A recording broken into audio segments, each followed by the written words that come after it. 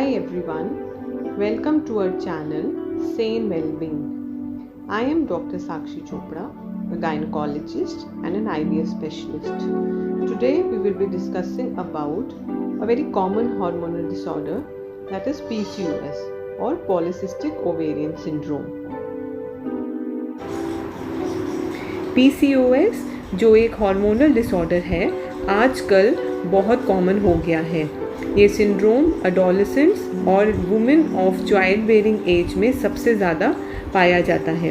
इसका incidence world wide 4 to 8% है और इंडिया में भी 1 in every 5 to 10 women suffers from PCOS। ये इनफर्टिलिटी का भी बहुत इम्पॉर्टेंट कॉज है।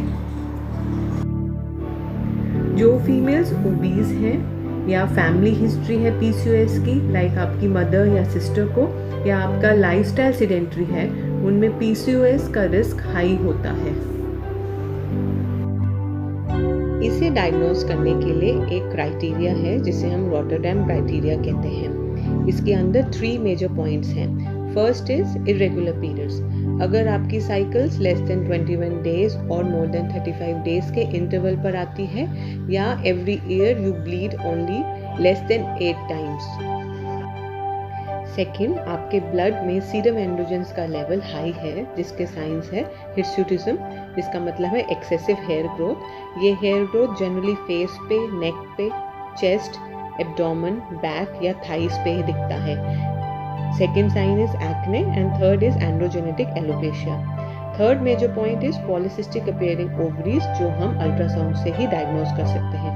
अगर आपकी पूरी ओवरी में 12 या उससे ज़्यादा फॉलिकल्स दिखते हैं या आपकी ओवेरियन वॉल्यूम बढ़ा हुआ है, then you are at a risk of having a PCOS. इन 3 में से अगर 2 भी पॉइंट्स आपके अंदर दिखते हैं, then you are diagnosed as PCOS. Now comes the pathophysiology. हमारी नॉर्मल मेंस्ट्रुअल साइकिल के 4 फेजेस होते हैं। First is the menstrual phase या ब्लीडिंग फेज। इसमें प्रोजेस्टेरोन एंड ईस्ट्रोजन का लेवल लो होता है एंड ब्लीडिंग हो जाता है। Second is the follicular phase, जिसमें एग प्रिपरेशन स्टार्ट होता है, FSH और ईस्ट्रोजन का लेवल बढ़ता है और एग प्रिपरेशन चलता है। थर्ड इज ओव्यूलेशन फेज, इसमें एग रिलीज होता है और just before egg release LH और ईस्ट्रोजन का लेवल बढ़ जाता है। Fourth is the luteal phase, जिसमें यूट्रस नेक्स्ट पॉसिबल प्रेगनेंसी के लिए प्रिपेयर होता है और प्रोजेस्टेरोन का लेवल बढ़ता है। अगर प्रेगनेंसी नहीं होता है तो प्रोजेस्टेरोन, ईस्ट्रोजन, LH, FSH सबका लेवल लो हो जाता है and bleeding of the next cycle takes place. In PCOS women ये हॉर्मोन्स ऐसे नॉर्मली ना बढ़ते हैं ना घटते हैं। They remain at a steady state, जिसकी वजह से ओवरीज का फंक्शन अच्छे से नहीं होता, एग प्रिपेयर नहीं होता, रिलीज नहीं होता, जिसे हम क्रॉनिक एन्युलेशन कहते हैं। एक नॉर्मल ओवरी स्मॉल अमाउंट में मेल हार्मोन भी रिलीज करती है, जिसे हम एंड्रोजन कहते हैं। पर PCOS ओवरी एंड्रोजन लेवल बहुत एक्सेसिव अमाउंट में रिलीज करती है, जिसकी वजह से PCOS के साइंस एंड सिम्टम्स आते हैं, like excessive hair growth, irregular cycles, acne, oily skin, obesity, insulin resistance, जिसकी वजह से डायबिटीज का रिस्क बढ़ जाता है, और polycystic appearing ovaries.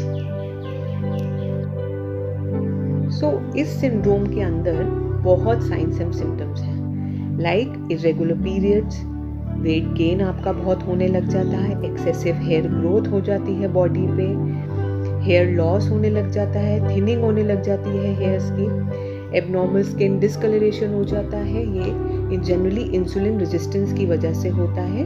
सो आपकी बॉडी में कहीं नेक के नीचे, ब्रेस्ट के नीचे ब्लैक पैचेस आने लग जाते हैं, ब्लड प्रेशर बढ़ने लग जाता है, शुगर लेवल बढ़ने लग जाता है, एक्ने आने लग जाते हैं, एंड इन सब की वजह से डिप्रेशन, स्ट्रेस, एंजाइटी लेवल्स बढ़ने लग जाता है। सो अगर आपको PCOS है, so you are at a lifetime risk of some of the diseases like endometrial cancer. ये इसलिए होता है क्योंकि आप रेगुलरली एवरी मंथ ब्लीड नहीं करते।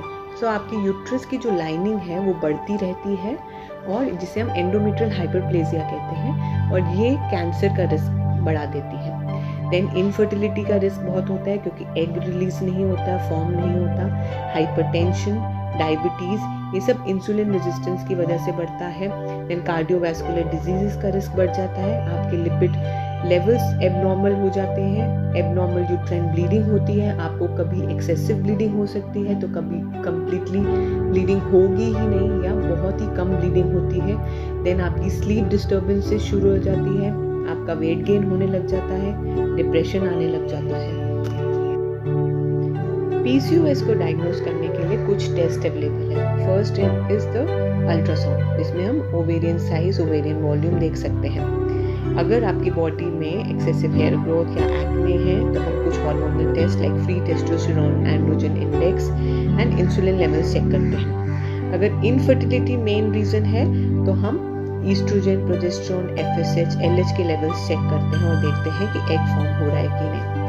अगर आपका वेट एक्सेसिवली गेन हो रहा है and you are very obese तो हम शुगर लेवल्स चेक करते हैं, फास्टिंग इंसुलिन चेक करते हैं, लिपिड प्रोफाइल चेक करते हैं एंड जनरली थायराइड की भी PCOS में एबनॉर्मल वैल्यू आती है। अब PCOS का ट्रीटमेंट क्या है? So the first line approach है लाइफस्टाइल मॉडिफिकेशन। अगर आप 5% वेट भी अपना लूज कर देंगे और अपने आप को काफ़ी एक्टिव रखेंगे तो आप खुद ही देखेंगे कि आपकी साइकिल्स रेगुलर होने लगे, क्योंकि आपका एग प्रिपरेशन शुरू हो जाता है, आपके एंड्रोजन लेवल्स कम होने लग जाते हैं, इंसुलिन रेजिस्टेंस कम होने लग जाती है और इसकी वजह से एक्ने, हिर्सुटिज्म ये सब कम होने लग जाता है और प्रेगनेंसी के चांसेस बढ़ जाते हैं। फॉर हिर्सुटिज्म जनरली हम लोग पेशेंट्स को ओरल कॉन्ट्रासेप्टिव पिल्स देते हैं जिनमें एंटी एंड्रोजेंस होते हैं या अलग से एंटी एंड्रोजेंस देते हैं, और you can go for a laser hair removal. Irregular cycles के लिए हम generally oral contraceptive pills prescribe करते हैं अगर आपको प्रेगनेंसी नहीं चाहिए, या प्रोजेस्टेरॉन्स देते हैं। इनफर्टिलिटी ट्रीटमेंट के लिए हम जनरली ओव्यूलेटिंग ड्रग्स देते हैं लाइक क्लोमिफेन सिट्रेट, लेट्रोजोल, और साथ में हम इंसुलिन रेजिस्टेंस कम करने के लिए मेटफॉर्मिन देते हैं जो इंसुलिन सेंसिटिव ड्रग है। और अगर आप में डिप्रेशन, एंजाइटी, मूड स्विंग्स आता है तो we send you for a psychological counselling. Thank you.